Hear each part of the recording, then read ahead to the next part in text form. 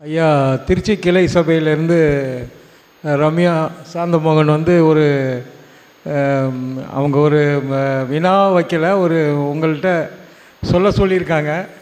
அவங்க குருநாதர் நல்ல வினாவாக, ஆன்மீக வினாவாக சொல்லுங்கன்னு நம்ம பிரபஞ்ச சபையிலேருந்து கேட்டிருக்கோம். உயர் சீடர்களுக்கான ஆன்மீக கேள்விகளுக்கான பதிலளிக்கும் சத்சங்கமாக இது இறைமகா சத்சங்கம் நடைபெறும். அதனால் நல்ல கேள்வியாக கேளுங்கன்னு கேட்டுக்கிட்டே இருக்காங்க ஐயா. ஆனால் எனக்கு என்ன கேள்வினே தெரியல அண்ணா. இந்த மாதிரி கேள்விங்கிறது எதுவுமே நமக்கு இருக்குது, சந்தேகங்களும் நிறையா இருக்குது. ஆனால் சபைக்கு வந்தோன்னே ஒரு கேள்வியும் எல்லாமே பிளாங்க் ஆகிடுது. அது ஐயாட்ட சொல்லுங்கள், அதுதான் என்னுடைய கேள்வி அப்படின்னு சொல்லியிருக்காங்க. அதை அகத்திய பெருமானிடம் சமர்ப்பிக்கிறேன். அகத்தீஷாய நமக.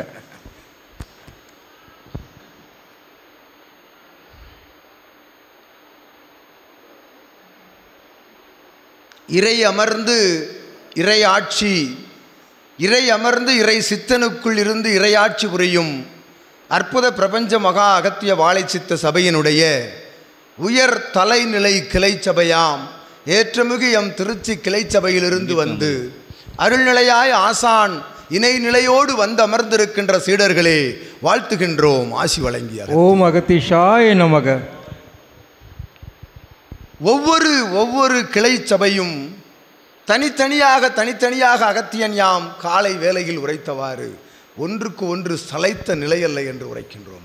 ஓம் அகத்தீஷாய நமக. சரணாகதி எம் கிளை சபையில் உயர்ந்ததா, சரணாகதி அக்கிளை சபையில் உயர்ந்ததா என்று போட்டி போடுகின்ற பொழுது சரணாகதி மட்டுமே வெற்றி அடைகின்றது என்று அகத்தியன் உரைக்கின்றோம். ஓம் அகத்தீஷாய நமக. அனைத்தும் பிரபஞ்ச மகா அகத்திய வாழைச்சித்த சபை என்று அகத்தியன் வாழ்த்து ஆசி வழங்கி ஓம் அகத்தீஷாய நமக. காண வருகின்ற பொழுது, சித்தனை காண வருகின்ற பொழுது வினாக்கள் நிறைய வருகின்றன. வந்து நிற்கின்ற பொழுது அனைத்தும் ஒரு பூஜ்ஜியமாக தெரிகின்றது என்று உரைக்கின்றோம். ஏனெனில் பூஜ்ஜியத்திற்குள் தான் சிவம் அமர்ந்திருக்கின்றார் என்று உரைக்கின்றோம். ஓம் அகதீஷாய நமக.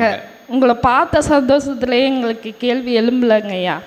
கேள்வியும் அவங்களே பார்த்தவுடன் ஞான பரிமாற்றம் நிகழ்ந்து விட்டது, அதனால் கேள்வி எழும்பலங்கய்யா. ஆசியில் பல வகை உண்டு. ஸ்பரிசம் தொட்டு வழங்குவது,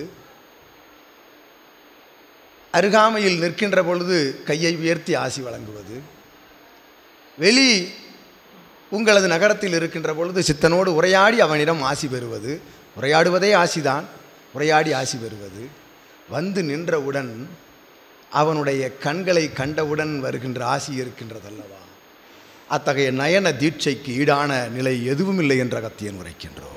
ஓம் அகதீஷாய நமக. அவ்வாறு சித்தனை கண்டவுடன், சித்தனை காண்கின்ற அக்கணமே அவனை சிவமாக தன்னுடைய இல்லத்தின் குலதெய்வமாக ஏற்று நிற்கின்ற பொழுது எத்தகைய வினாவும் உள்ளுக்குள் இல்லை.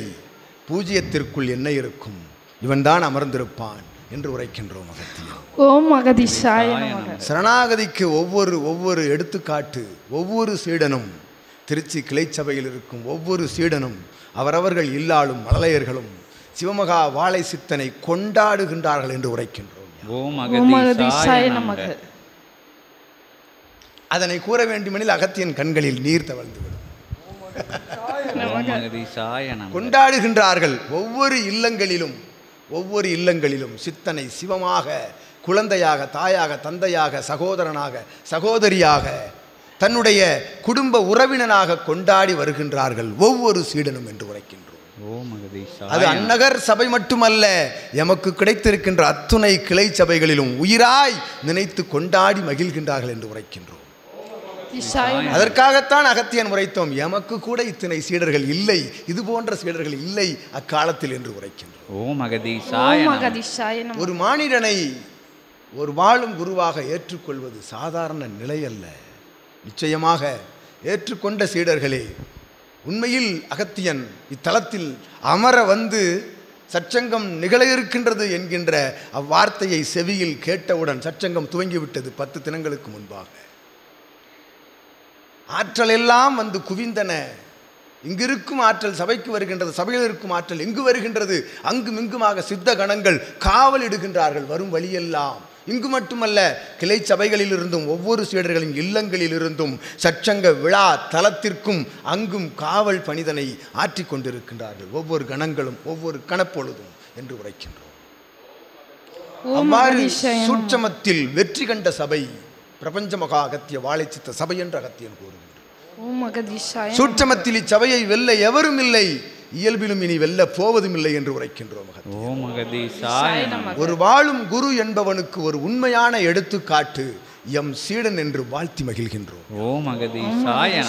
தெரியாது தெரியாது எமக்கு ஒன்றும் தெரியாது, ஒன்றும் செய்யவில்லை என்று அத்துணை பணிகளையும் ஆற்றிக் கொண்டிருக்கின்றான் சித்தன் என்று உரைக்கின்றோம்.